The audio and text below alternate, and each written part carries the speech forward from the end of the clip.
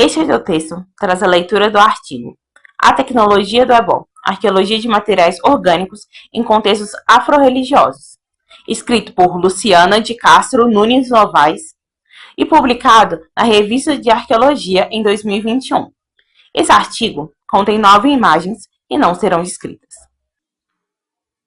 A Tecnologia do Ebó, Arqueologia de Materiais Orgânicos em Contextos Afro-Religiosos, Luciana de Castro Nunes Novaes. Agô, Agô, Egum, por uma licença sagrada. Já passava das 19 horas quando saí do Ilê Axé Bairá Omu Torrundé, localizado em Arambembe, Camaçari, para arriar os ebós de 3 limpezas que acabaram de ser realizadas por mim e a Lorixá, no barracão do Candomblé com auxílio de um ogã, ao longo da tarde de uma quinta-feira pandêmica de abril. O primeiro ebó, nomeado de limpeza de Odum, foi indicado pelo oráculo a ser arriado no lixo.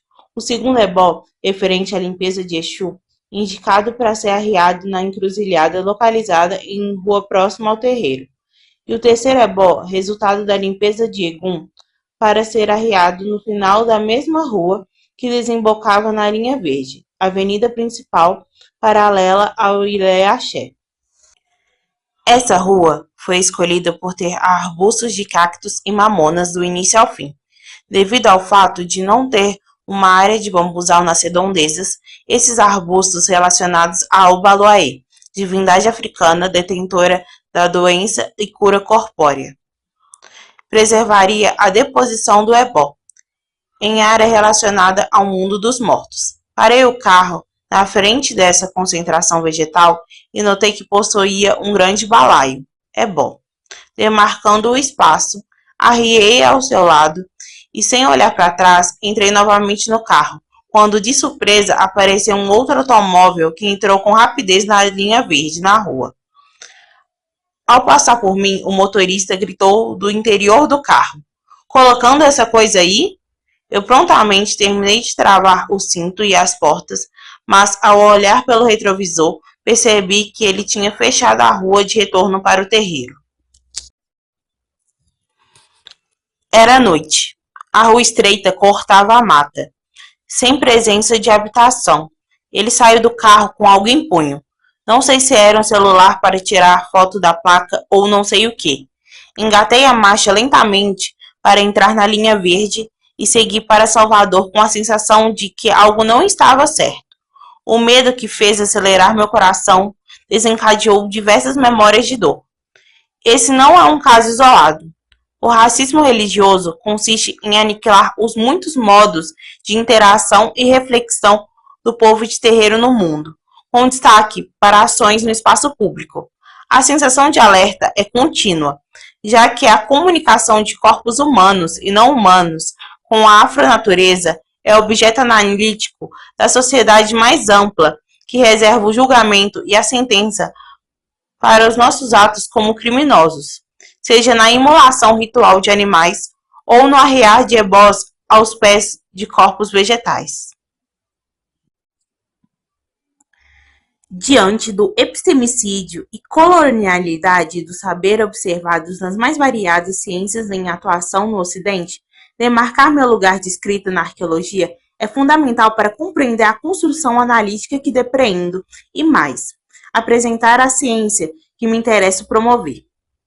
Para Sueli Carneiro, abre aspas, o epistemicídio tem se constituído no instrumento operacional para a consolidação das hierarquias raciais, por ele produzidas, para as quais a educação tem dado contribuição inestimável. Fecha aspas. A autora evoca que o dualismo do discurso militante versus o discurso acadêmico é acionado para desqualificar o ativismo negro. Abre aspas. Como fonte de autoridade do saber sobre o negro, enquanto é legitimado o discurso do branco sobre o negro. Fecha aspas. Carneiro. Diferentemente de parte dos intelectuais que se voltam para os processos iniciáticos das religiões de matriz africana após ou durante a produção acadêmica, meu percurso foi reverso. Sobrinha neta de Babalorixá, filha de Ilarorixá, Fui educada através de uma cosmopercepção africana, filha de um homem preto e uma mulher, entre aspas, mestiça. Nasci com a pele clara, o cabelo liso e o fenótipo negroide. Por isso, fui e sou lida, na maioria das vezes, como branca ou, entre aspas, mestiça, pela sociedade mais ampla. Mesmo sofrendo violências sistemáticas incompatíveis com aquelas que corpos pretos e pardos são atingidos diante da necropolítica que foi estabelecida no Brasil, a partir do projeto de colonização portuguesa na primeira metade do século XVI. A branquitude não me isentou das obstruções e culpabilizações por ter o corpo, a religião, a dieta, a arte e o lugar que habito desde que nasci. O acesso à obra de Cheikh Anta Diop e a disciplina na área de África na graduação em História reafirmaram o princípio que me levou à academia: falar do meu passado, dos laços consanguíneos e da solidariedade entre os meus a partir de uma escrita de dentro para dentro. Discordar de Pierre Verger e de sua afirmação sobre o encerramento do culto às ancestrais femininas Yorubá na década de 1930 me fez defender uma monografia sobre o silêncio como linguagem ritual, sob orientação do professor Dr. Wilson Caetano de Souza Júnior, e uma dissertação sobre o segredo e relações de poder no Programa dos Estudos Étnicos e Africanos da UFBA. Entretanto, me reconhecer e ser reconhecida no Centro de Estudos Afro-Orientais, CEAL, não me blindou do racismo epistêmico exercido por um professor racista que me constrangeu publicamente ao longo de um semestre, ao afirmar que não tinha competência para falar sobre as grandes feiticeiras. Logo eu, filha sanguínea de Iya Agé, cabeça iniciada de Yanomami Ogunté e com Odu Osam Meji no caminho. O colorismo é um fenômeno de crueldade colonial e violência sistêmica, uma atualização do racismo de cor devido ao projeto racialista da miscigenação. Perceber que aquilo que me transformava em uma macaca albino na infância, bonita só de corpo na adolescência e dedicada na universidade, estava diretamente associado ao formato do meu nariz e do tamanho da minha boca. Diziam, ela só tem de bonito o cabelo. Não sabendo todos eles que ao me animalizar despertou logo na infância dispositivos de luta e consciência racial, fundamental para minha atuação no mundo como pessoa, profissional e liderança religiosa. O racismo atua de forma comparativa entre corpos dispostos em um mesmo espaço, fundamentando por dinâmicas regionais e que ultrapassam o binômio de execução sumária preto versus crespo. Receber o OIE, título honorífico sacerdotal, no ano de 2019, foi a pedra que precisava para levantar a primeira parede de uma fundação construída desde 1987.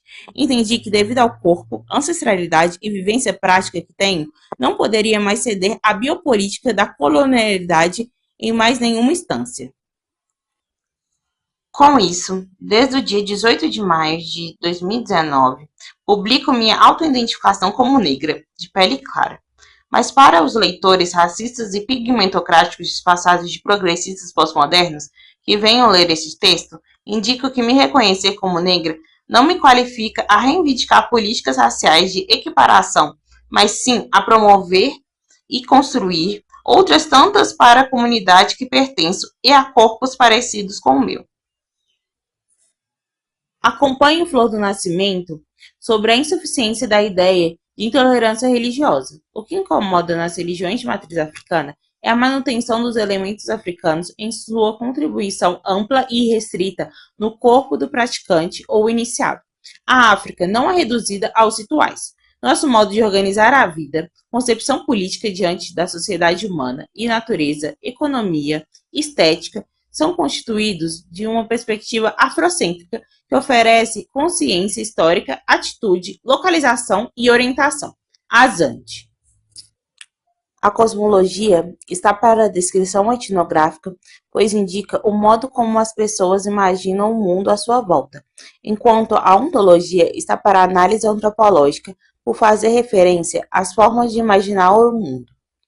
Abre aspas, ou Dito de outra forma, a cosmologia constitui a expressão etnográfica dos princípios ontológicos subjacentes. Fecha aspas. Roubraad.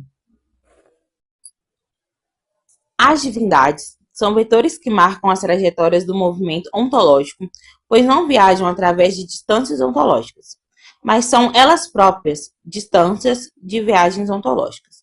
Roubraad, a partir de uma etnografia no contexto afro-cubano, identifica esse movimento divinatório como ontologia motriz. Roubraad, composto por 3 níveis: o prático, relacionado com o que os praticantes de adivinhação fazem, o discursivo, relacionado com o que fazem, o nível cosmológico, pertencente a certas concepções abrangentes que informam o que fazem e dizem. Roubraad. Logo, o que no meio de afronatureza é complexo e corpóreo interligado que circunda e ao mesmo tempo fundamenta todos os modos de vida no planeta, incluindo a dimensão telúrica, aquática, aérea, luminosa, humana e não humana.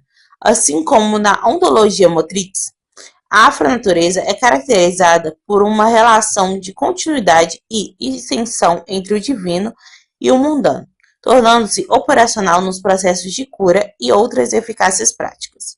A afronatureza é uma noção autoral elaborada a partir de minha vivência e pertencimento às comunidades de religiões de matriz africana. Centros de Umbanda e terreiros de Candomblé, desde a primeira infância em diálogo com referenciais teóricos específicos sobre lugares, assentamentos, paisagens e ambientes acessados ao longo da formação em história, antropologia, arqueologia e impactos pelos estudos étnico-raciais. A indignação que levou um homem de meia idade a me gritar e fechar a rua com a intenção não pacífica me fez pensar durante o meu trajeto na motivação do seu agir. Refleti que a sua violência performada não estava reduzida ao balaio colocado na vegetação, mas envolve camadas mais profundas daquele ato na paisagem. A interação do meu corpo com o balaio e o arbusto evoca lembranças antigas, de um tempo que a humanidade cultuava árvores, e o bem viver era resultado do princípio ativo extraído dos vegetais e minerais. A violência, diante minha liberdade de ir e vir, pode estar correlacionada ao conhecimento prévio distorcido sobre a ação daqueles materiais no ambiente.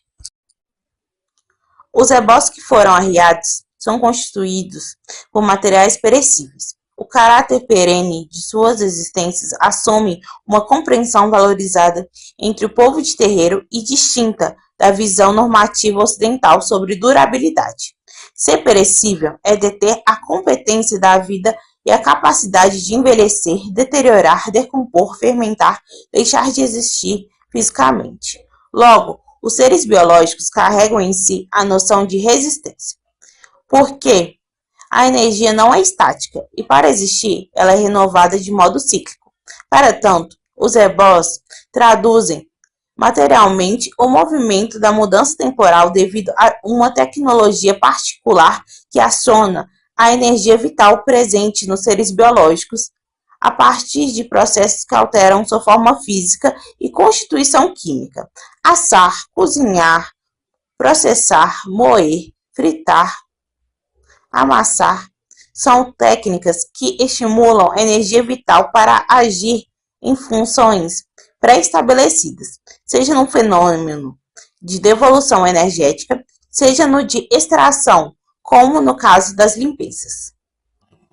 A noção de tecnologias considerada aqui para pensar os ebós está fundamentada em epistemes não industriais de conhecimento e sustentada por cosmologias e ontologias não ocidentais. As técnicas, os instrumentos e os processos de transformação por comunidades tradicionais, abre aspas, não têm sido objeto de interesse da ecologia política, concentrada mais especificamente em contextos industriais e modernos, fecha aspas, Novaes.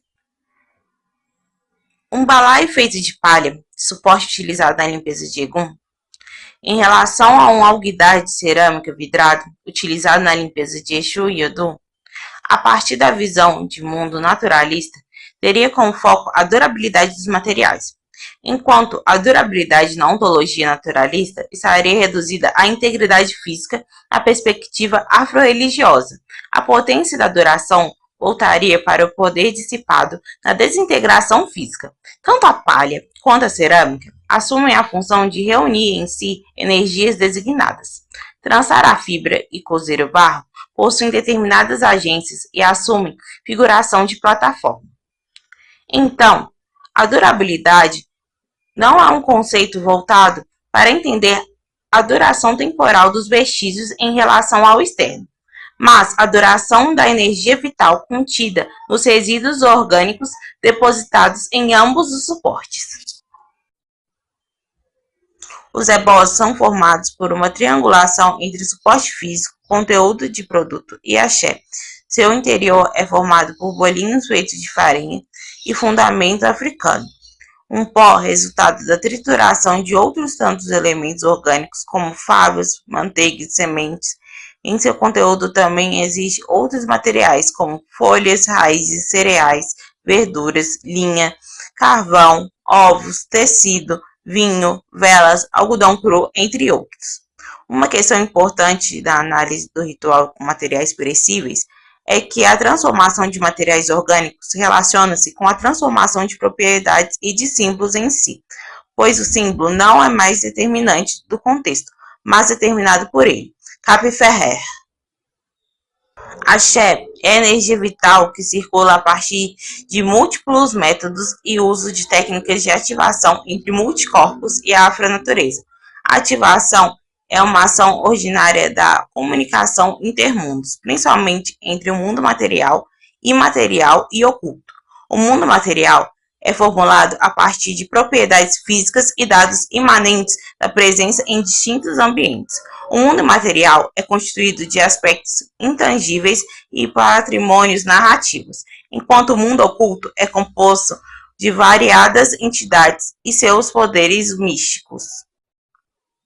Orixás, voduns, inquis e os encantados não são representados pelos materiais, mas são apresentados por meio deles. No candomblé, os materiais possuem ponto de vista e linguagem particular de atuação nas vivências religiosas. No esforço de classificar esses materiais, é possível diferenciá-los através de corpos minerais, vegetais e animais. Assim, a arqueologia, que visa outras ontologias, precisa entender os materiais a partir de suas propriedades e qualidades, não as reduzindo ao modelo, forma, conteúdo. Com isso, a temporalidade fluida de matérias orgânicas possui propriedades transcendentes capazes de subsumir as incoerências e unificar distintos tempos dentro de um mesmo contexto. Tempo é uma divindade quitembu na nação Angola, Iroko no Quetu e Loco no Jejé. São apresentados no Brasil através de árvores cujas raízes são profundas, troncos grossos e copas com múltiplos galhos e folhas grandes. Em exemplo, a gameleira branca. Através desse corpo vegetal, cuja identidade remota à origem da humanidade, a noção temporal não está definida pela linearidade sequencial de fatos. O tempo é o próprio sangue vegetal, que circula nas raízes, entre cascas e nervura das folhas. Também é o corpo que funda origens, alimenta os seres e acalenta outros corpos. É um movimento que não tem começo e nem fim, já que a vida está presente tanto na hidratação da água que adentra a terra, quanto na força da gravidade e na respiração pela luz. Segundo as tradições malianas, mais precisamente entre os Fula e Bambara, abordados por Amadou Rambambatiba, a definição de pessoa é o somatório de Maá, receptáculo visível e palpável que suporta a existência humana, englobando aspectos físicos, psíquicos, espirituais e de Maaya, pessoas da pessoa.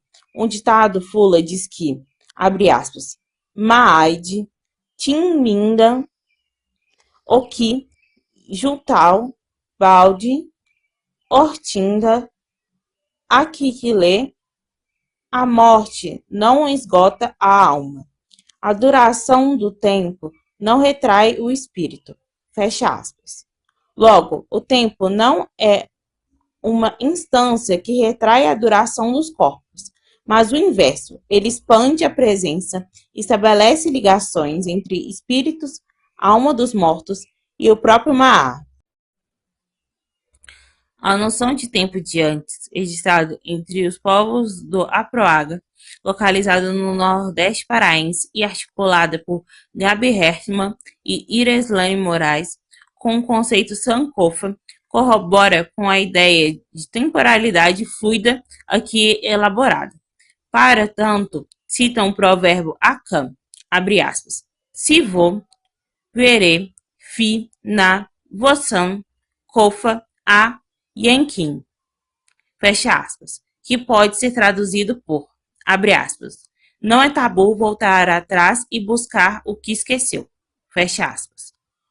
O acesso ao passado, por meio da arqueologia, pode ser realizado de modo respeitoso e ético ao reconhecer, abre aspas, seres ancestrais e coisas de antes, enquanto agenciadores do nosso tempo presente, bem como das abordagens e metodologias norteadoras de nossos estudos na/de diáspora africana. Fecha aspas. Hertmann e Moraes. O princípio da transcendência está presente na confecção dos conteúdos, na interação deles com corpos humanos, na ordenação para deposição no suporte, como pelo deslocamento até a paisagem específica.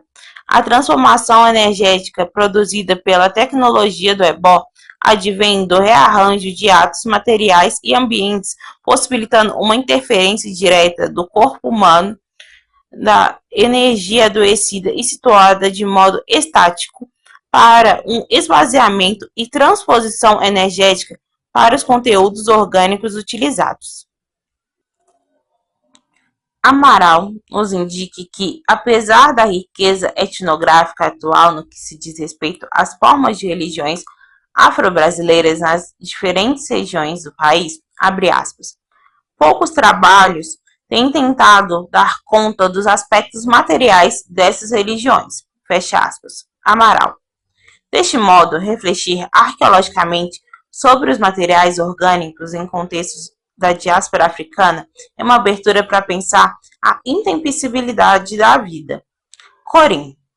Incorporar conceitos como ação, sentido, contexto e história. Orser.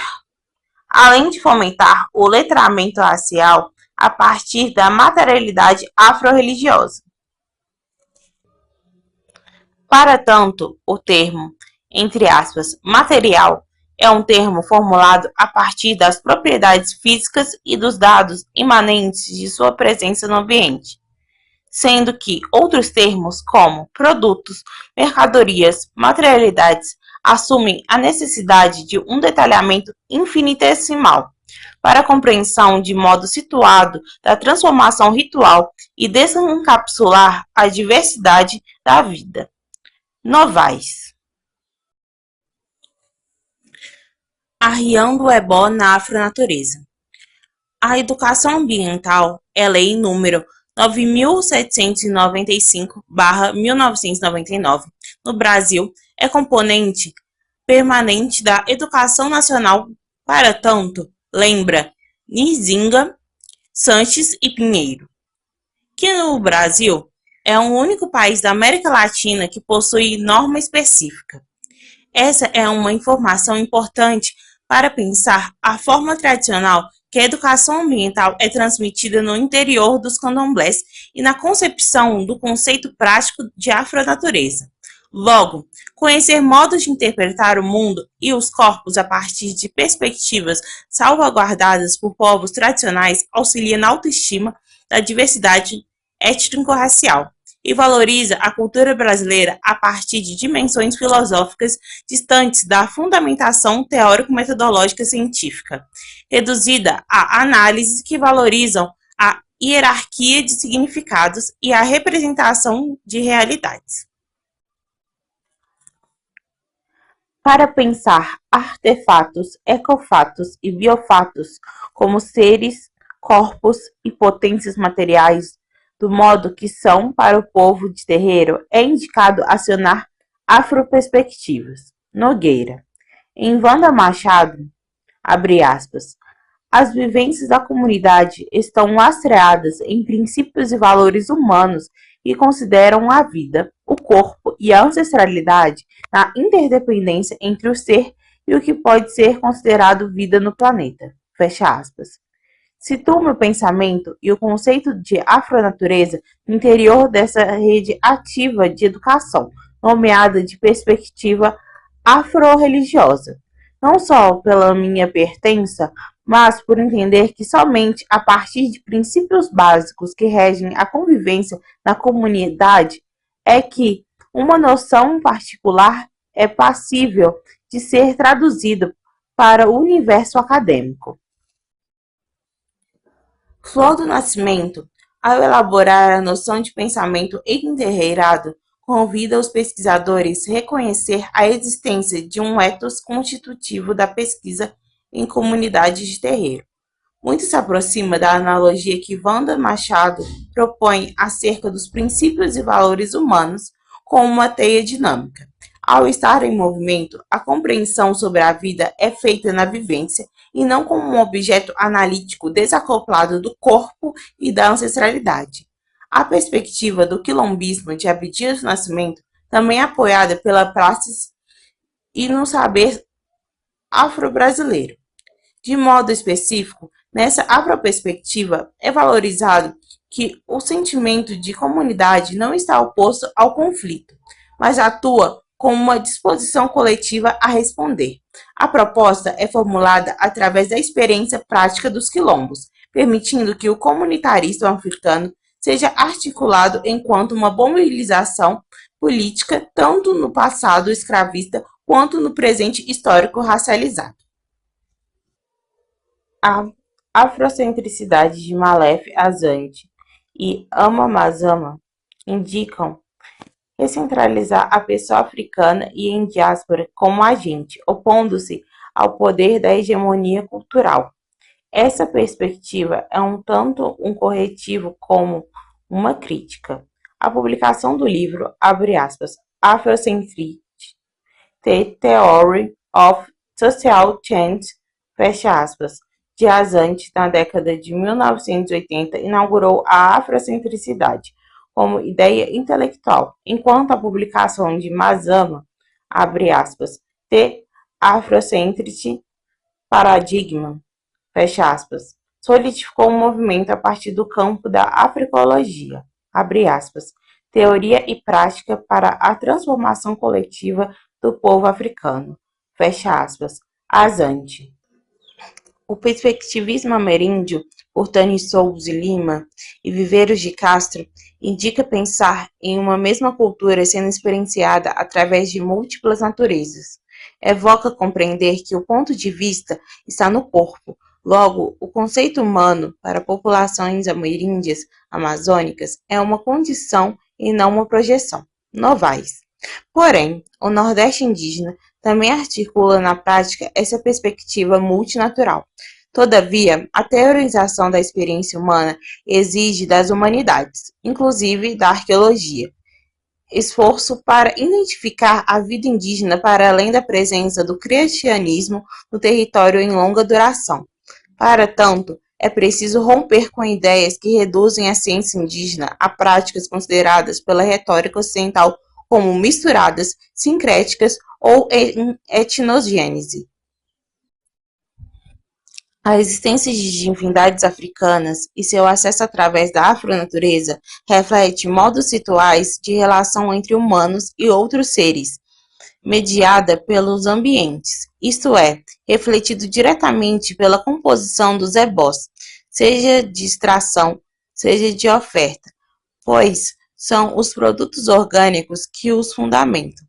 O descarte faz parte da cadeia operatória do ritual afro-religioso e muitas vezes é nessa etapa que a potência a priori estabelecida pela extração da matéria-prima ganha sentido.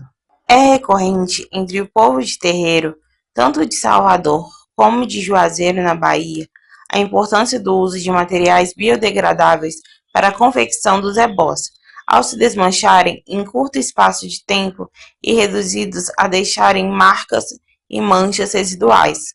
A afronatureza é impactável o mínimo possível, gerando mais forças do que desgastes, além da preocupação com o equilíbrio em tempo de escalas industriais, o manejo de coisas da terra e de origem orgânica, como frutas, flores, raízes, verduras, cereais, etílicos fermentados, permanece sendo a base das tecnologias de comunicação intermundos.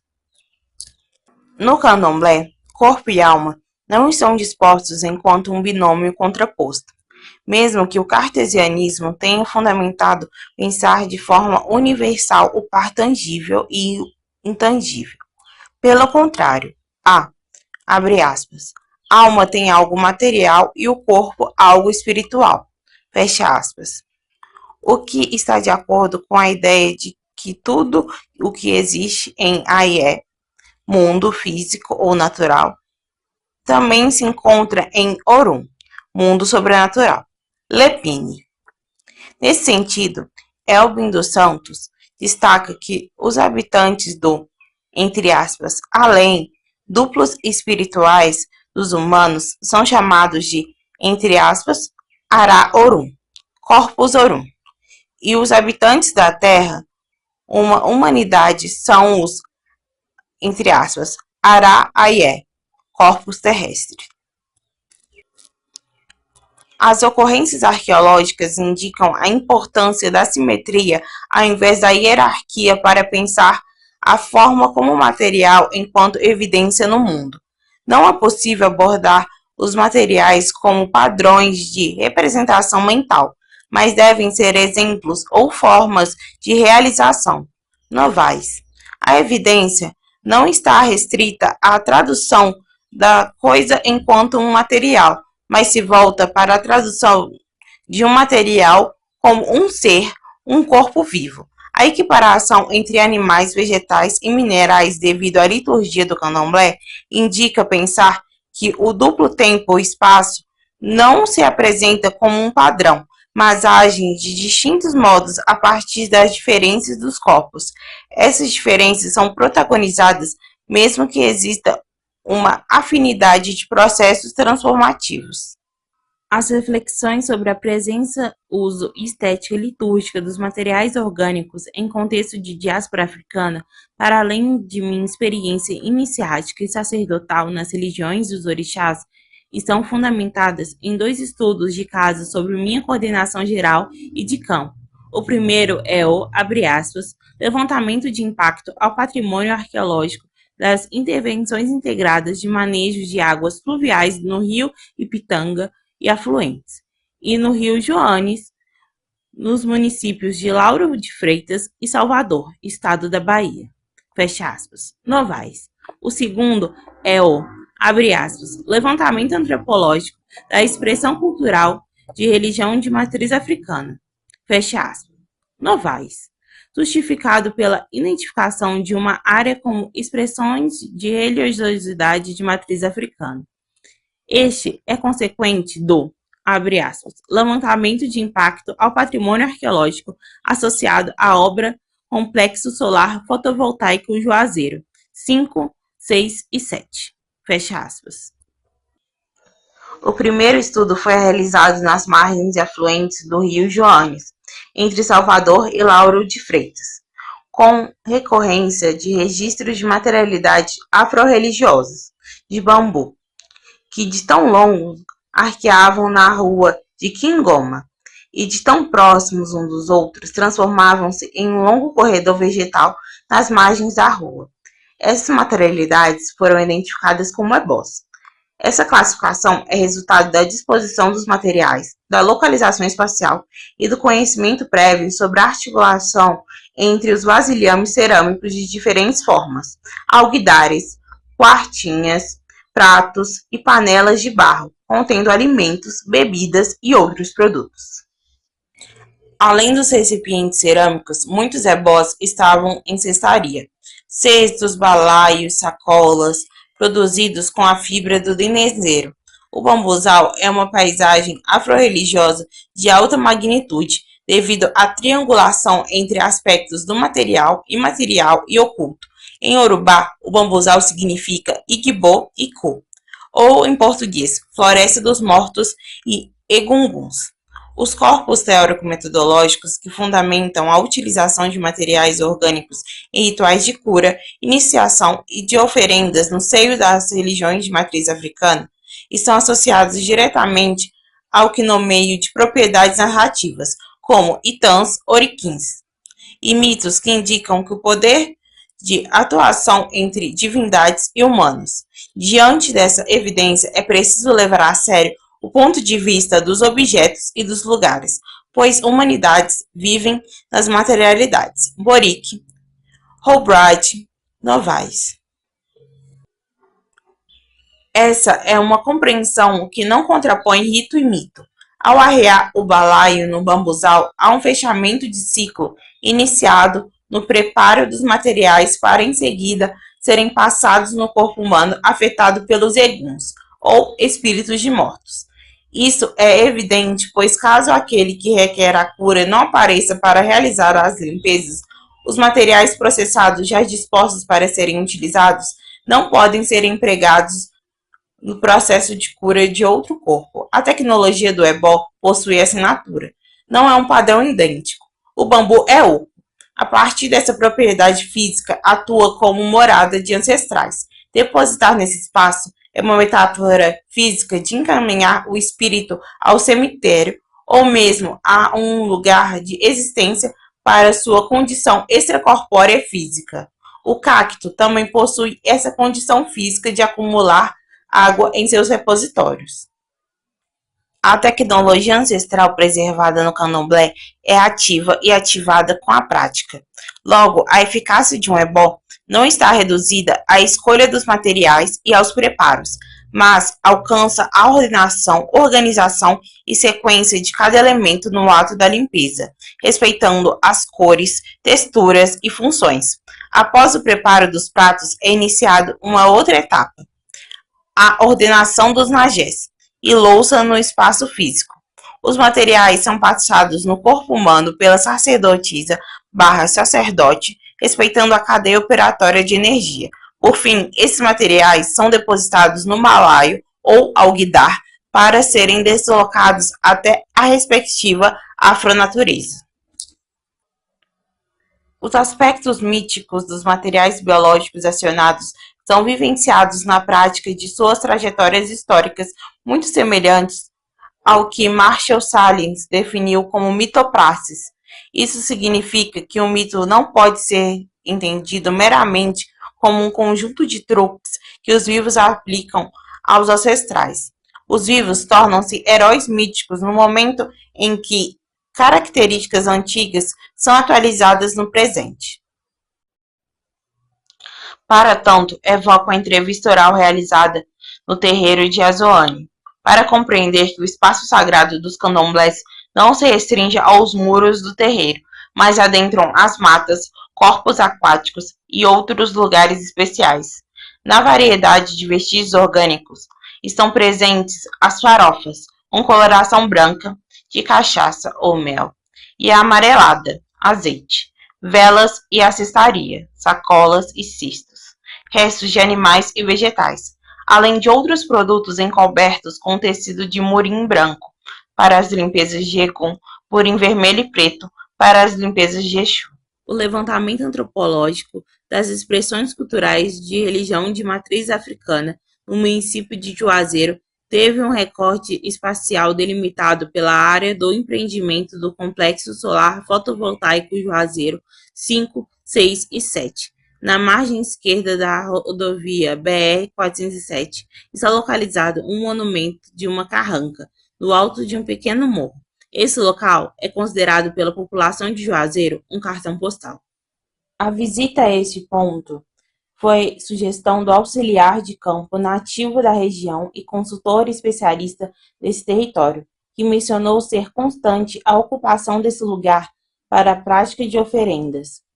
Essa informação foi comprovada pela quantidade considerável de cacos cerâmicos, gamelas e cumbucas de madeira distribuídas na extensão da área.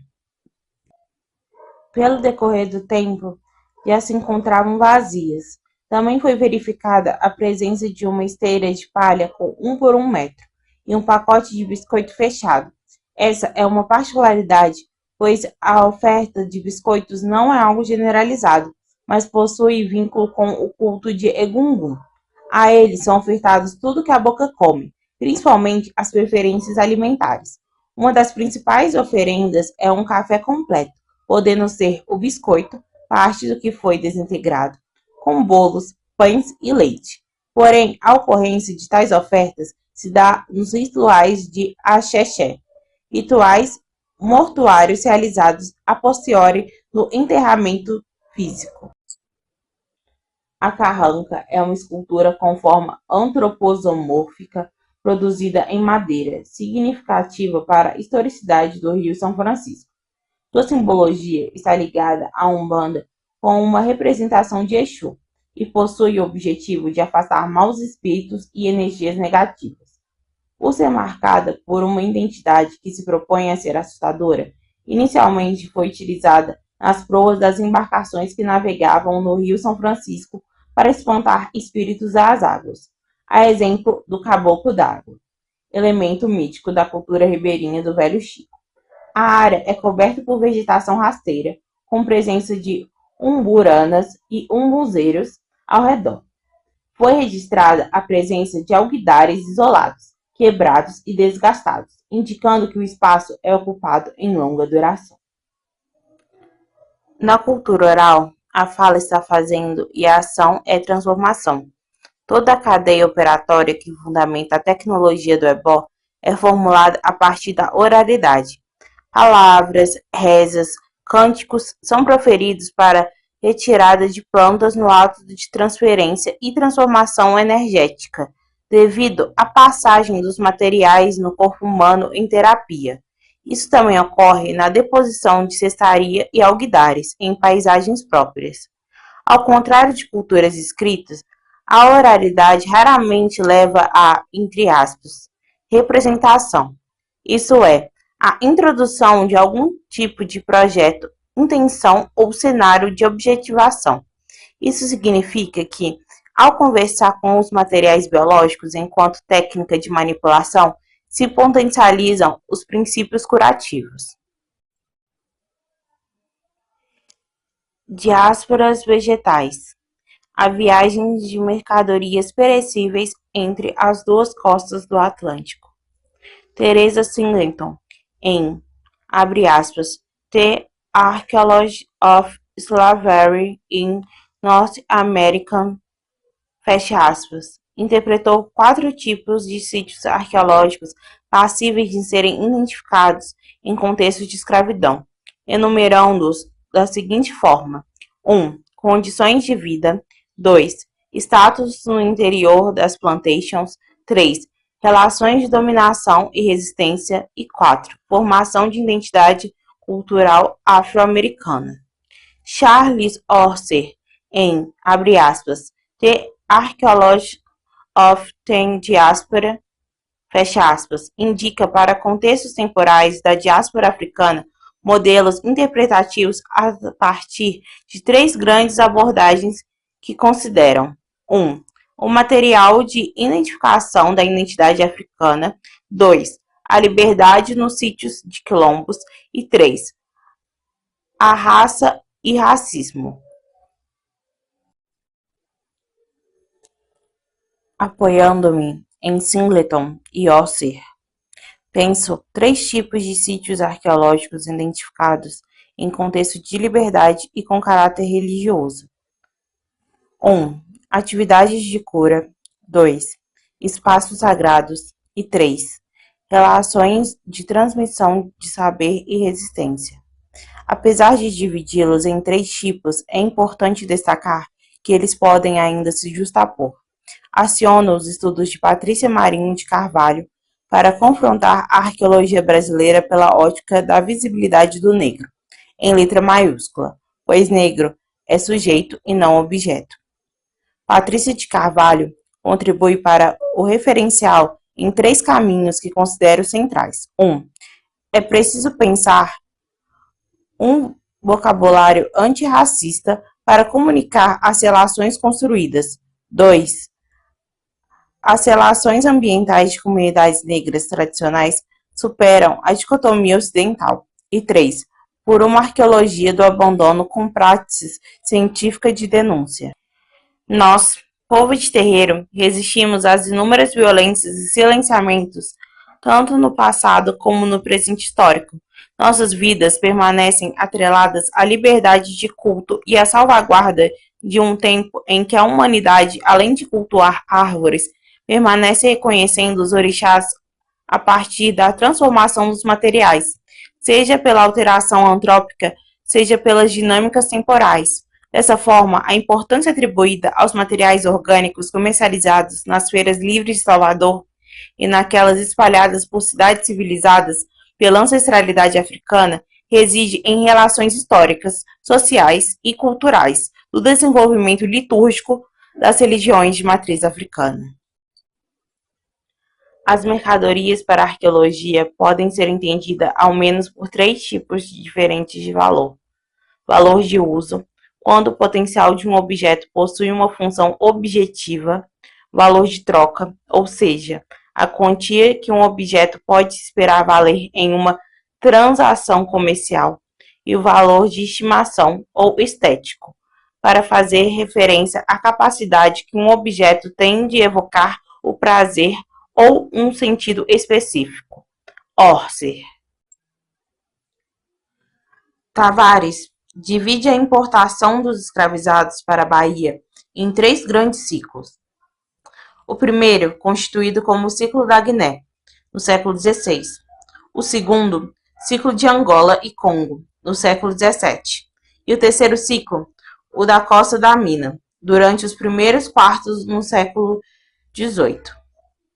Pierre Verger acrescenta o 4º ciclo, o do Benin, marcando a última fase do sistema, o período da ilegalidade no século XIX. Esses ciclos ocorreram também de forma simultânea, como o ciclo da Mina e o ciclo de Angola, no século XVIII, e ainda com outros eixos, em exemplo, o da antiga Guiné.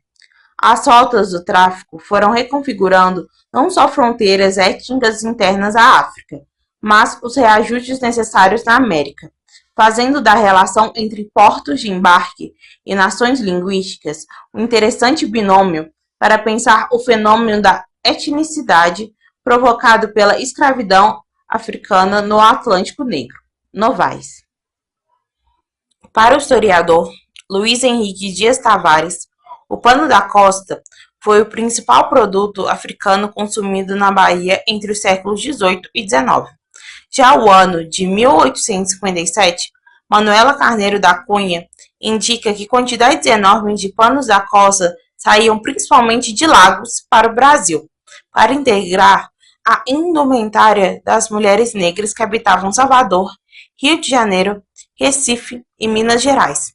Somente de Lagos saíram cerca de 50 mil panos da costa para o Brasil e 130 mil de outros portos. Cunha. Verger argumenta que também foram mantidas relações com o porto comercial de ajuda, o Idá, afirmando que entre 1846 a 1849, 300 navios chegaram tanto de Uidá como de Lagos. No entanto, Parés ressalta que o principal destino das embarcações nas últimas décadas do século XIX era Lagos. Parés. Isso indica que, abre aspas, os produtos africanos, fecha aspas, mesmo com essa identificação étnica mais geral, assumiam especificidades nagôs, no contexto mais amplo das navegações formativas do candomblé baiano. Acerca de outras mercadorias e motivações do comércio transatlântico de produtos africanos, Pierre Verger destaca que esse vai-vem, que se organiza entre as 2 costas do Oceano Atlântico, é constituído para assegurar o abastecimento dos produtos africanos indispensáveis a celebração dos cultos dos deuses africanos na Bahia.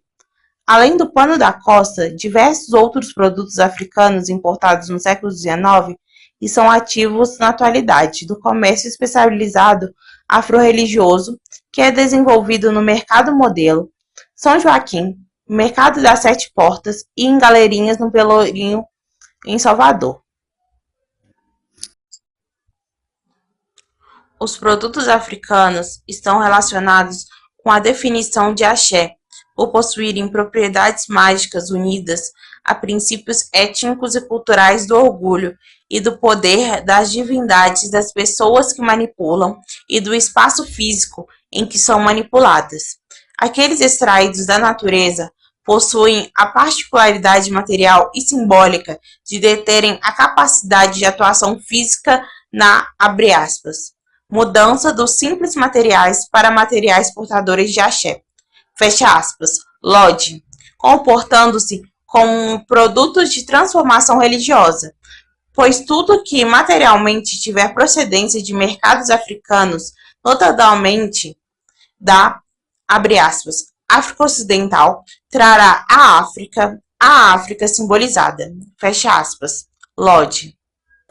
Acerca dos produtos africanos, manipulados da natureza e comercializados nesse trânsito entre Bahia e costa, destaca-se, abre aspas, essencialmente os produtos utilizados no ritual afro-brasileiro, tais como búzios, sabão da costa, palha da costa e tiras de pano da costa, fecha aspas.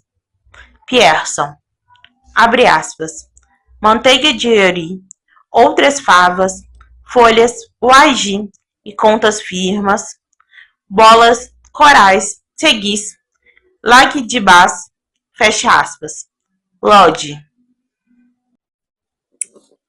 Azeite de dendê, limo da costa, sabão preto fabricado na África, temperos diversos que não têm nomes europeus, perejecum, lelecum, pimenta malagueta, nozes de cola do tipo dito amargo, rogbó, ou das que se abrem em 4 partes, obi, abatá, com as quais se faz a adivinhação, pano de algodão, tecidos em faixas estreitas e costuradas juntas, pano de alacá, penas vermelhas de cauda dos papagaios cinzas e de certos outros pássaros da África, pintura de anil, pós brancos, efum, e vermelhos, ossum, e muitos outros produtos, todos indispensáveis para eles.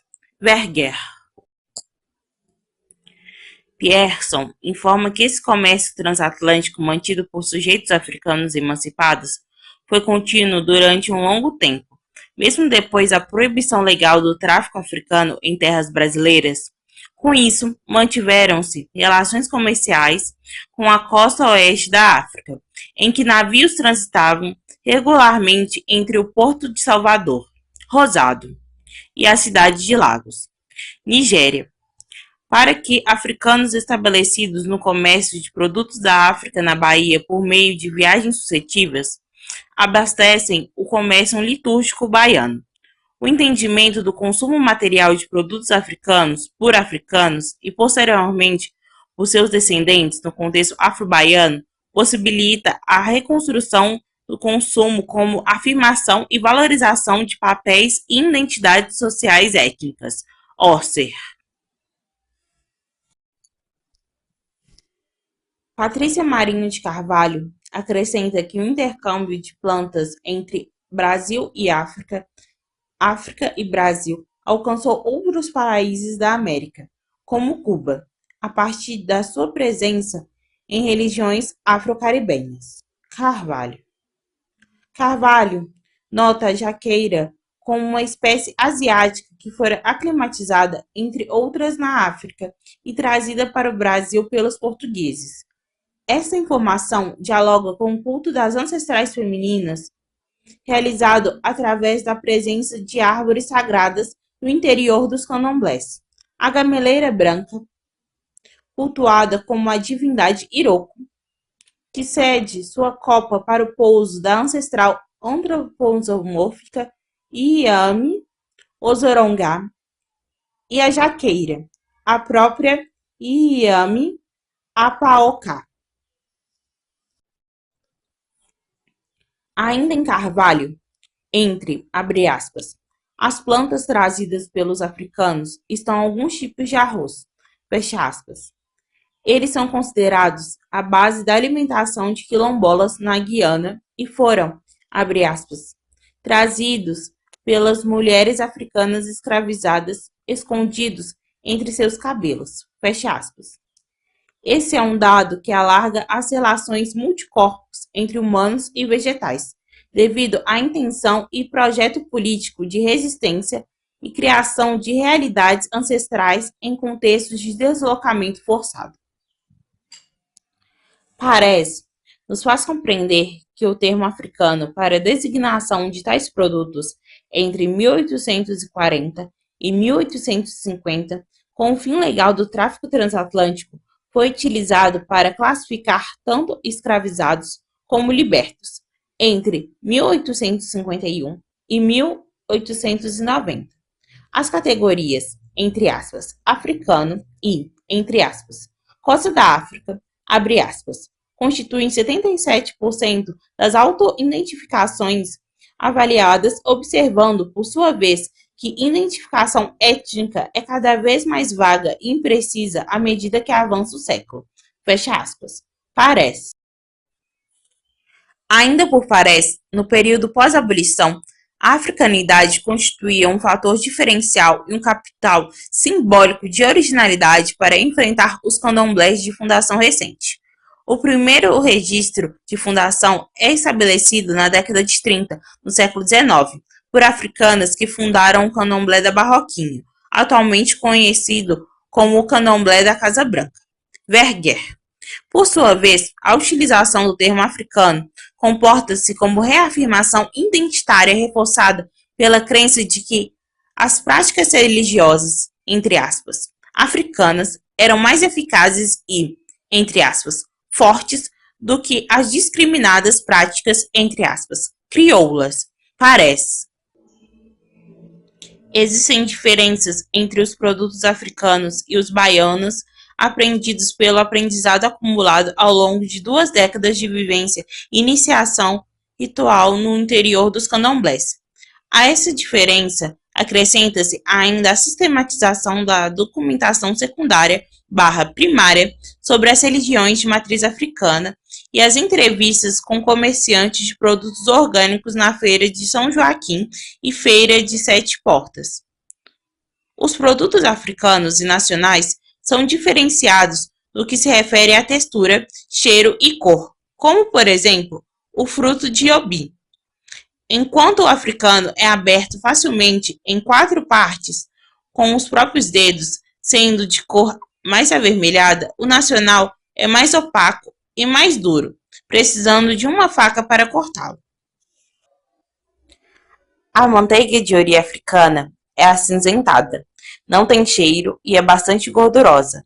A baiana é amarelada, tem aspecto de cera, podendo ser aromatizada. Ambas são utilizadas na feitura de um iaô. Sobre a forma do produto, destaca-se o efum e ossum, sendo comercializados em bastões ou tabletes. Porém, no contexto ritual, eles são transformados em pó. O obi é cortado em partes. O lagidibá é o coral, enfiados em palha da costa para serem transformados em fios de conta. A relação teórica estabelecida entre literatura, registros orais e arqueológicos dá-se no intuito de compreender que a etnicidade atua como uma diferença qualitativa nos materiais, atentando para as possíveis idiosincrasias do processo de compreensão histórico-antropológico de sua origem. Assim, é necessário abandonar a procura por grupos étnicos homogêneos e enfocar nas maneiras em que os estilos particulares da cultura material podem ter sido envolvidos na expressão ativa da etnicidade em diferentes contextos. Jones. O axé vegetal. Transmissão de poderes entre corpos. Ao pensar nas características de produtos vegetais diante dos valores estéticos atribuídos, o cheiro, a cor e textura também são importantes para pensar a transformação dos materiais biológicos. Ebós, seja de extração ou limpeza, sejam de oferendas e iboses, alimentação ritual de caráter sacrificial, são impactados pelo poder duplo tempo-espaço. A decomposição, fermentação e o apodrecimento são aceitos e até mesmo desejados para ebós encaminhados para ambientes externos, como em bambuzais e encruzilhadas. Porém, não são indicados para ebós realizados e fixados no ambiente interno do candomblé. As técnicas agem diretamente nos corpos das pessoas e em seus sentimentos. A organização tecnológica conflui na transmissão de conhecimento sobre o passado e pelo rearranjo espacial. Faz emergir outros sentidos de materialidade. Menezes. Para tanto, os materiais perecíveis não encerram a história, mas abrem uma profunda discussão sobre a ontologia dos processos de formação e transformação da vida e do tempo, com foco nas propriedades e qualidades físicas enquanto um letramento da vida e de distintos corpos na afronatureza, sem deixar de considerar forma/matéria na ação prática. Nessa perspectiva, a vida não é um desfecho final, e nem um conjunto de capacidades dadas, mas está na ação prática da cultura, na existência de múltiplos pontos de vista. Nesse viés, a questão da tecnologia em interface ao religioso volta-se para, abre aspas, desemaranhar uma vasta rede de associações entre uma variedade de entidades, fecha aspas. Webb Moore e Whit Moore. São muitos processos materiais, diversos protocolos, distintas teorias e inúmeros métodos que perpassam a transmissão de energia vital por corpos vegetais, animais e minerais. Joana Elben dos Santos divide as oferendas em, entre aspas, normais e de, entre aspas, crise, através da situação social vivida por aqueles que ofertam. As oferendas, entre aspas, normais, constituem-se pelo Ossé, ou oferendas semanais, e o Ebó-Odum, ou oferendas anuais. As oferendas de, entre aspas, crise, teriam por finalidade um pedido ou restabelecimento de relações harmoniosas entre as entidades da terra e dos céus, em situações de necessidade ou calamidade individual e ou coletiva, ou proveniente da natureza. Novais. As oferendas orixás é uma prática fundante das expressões de matriz africana. Através dela, a comunidade produz sociabilidades, comunicações intermundos, processo de ensino-aprendizagem entre gerações distintas, além de salvaguardar na prática conteúdos, formas e poderes. A alimentação é uma linguagem social e ritual significativa nas religiões de matriz africana, em que processos de preparo permitem a transmissão de conhecimento através do complexo da oralidade. Para tanto, a materialidade é um instrumental para que a memória e a ancestralidade contribuam na manutenção de práticas e na garantia de que conhecimentos sejam preservados por gerações. Por isso, além dos, entre aspas, artefatos majoritariamente estudados pela arqueologia, compreender os materiais perecíveis é recuperar outras definições de materialidade. O bambuzal, aglomerados de dendenzeiros, arbustos de mamonas e cactos são considerados como biofatos, já que consideram como elementos da natureza com valor religioso ou cultural. Os balaios, alguidares e os produtos que compõem esses suportes são artefatos, devido à modificação humana. Por fim, os vestígios de elementos naturais utilizados e que não foram modificados, a exemplo do carvão, sementes, cereais, verduras, favas, folhas e do algodão, são considerados ecofatos. O povo de terreiro, abre aspas, reconhece que o saber só toma potência na prática, sendo o segredo contido nas publicações acadêmicas, uma parcela descritiva na fórmula mágica. Fecha aspas. Novaes. Logo, o que foi apresentado aqui não possui a competência de traduzir o todo, pois a IWOL, ou Ministério, nas religiões de matriz africana, incide diretamente nos corpos iniciados e preparados para escrita, leitura e reprodução da prática litúrgica. Desse modo, a IWOL existe na triangulação entre perspectiva, forma e conteúdo. Portanto, imagens, informações desacopladas de autoridade iniciática e competência litúrgica não são capazes de revelar segredos.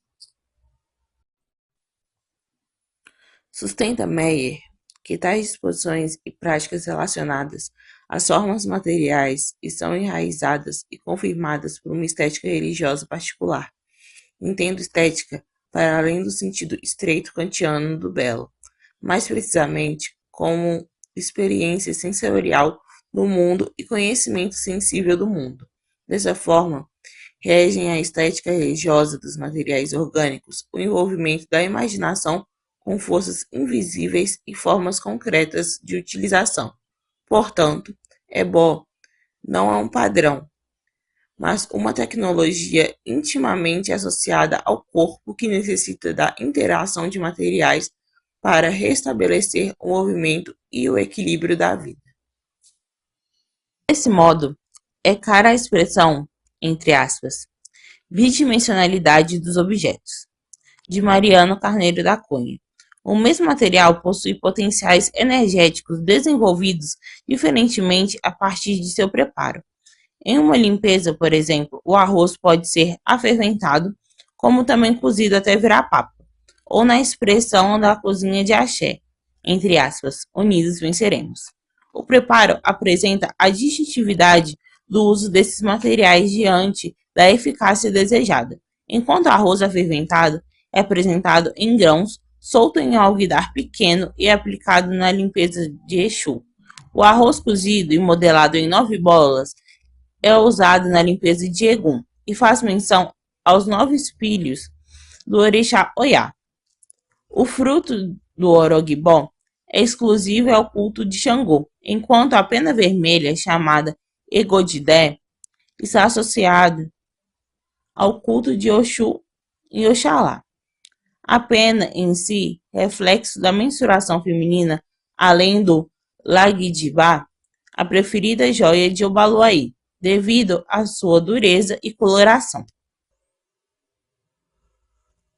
Logo, anunciar os materiais sem apontar a epistemologia dos processos e transformações de sua constituição não permite a sua reprodução por um ariocó ou alguém ignorante, pois a potência de sua eficácia consiste na triangulação entre conteúdo, forma e agência humana e não humana, consentida através de autorização alcançada por dinâmicas de senioridade.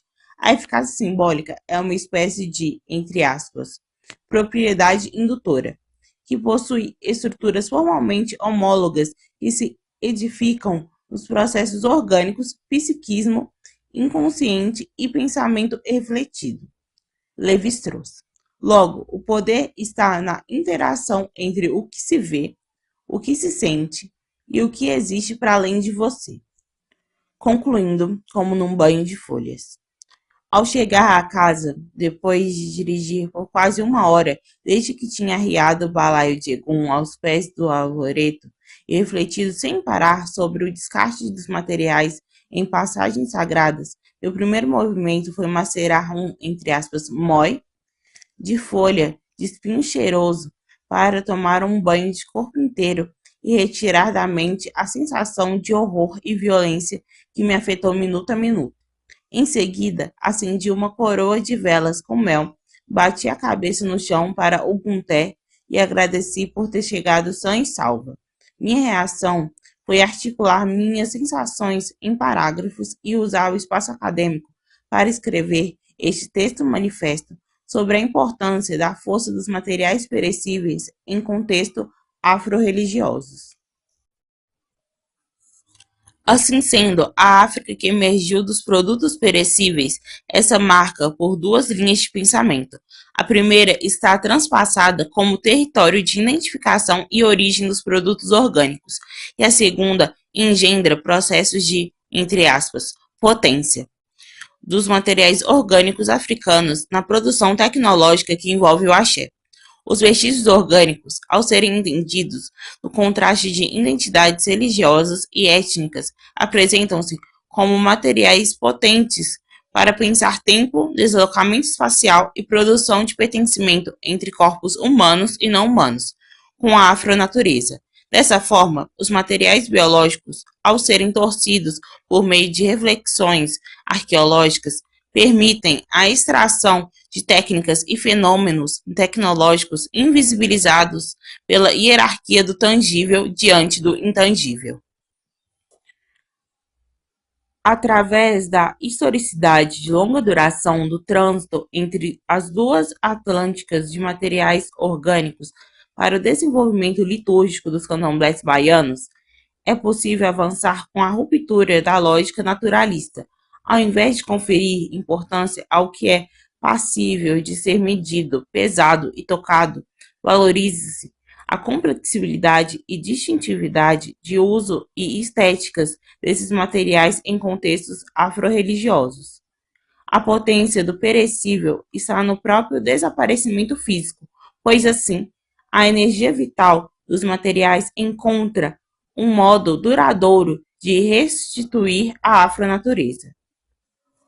Entretanto, o protagonismo do perecível, em detrimento à suposta fragilidade atrelada à não durabilidade de média e longa duração dos materiais orgânicos, conduz à abordagem de sítios e ocorrências arqueológicas a partir dos fenômenos de transformação desses materiais que antecedem o desaparecimento.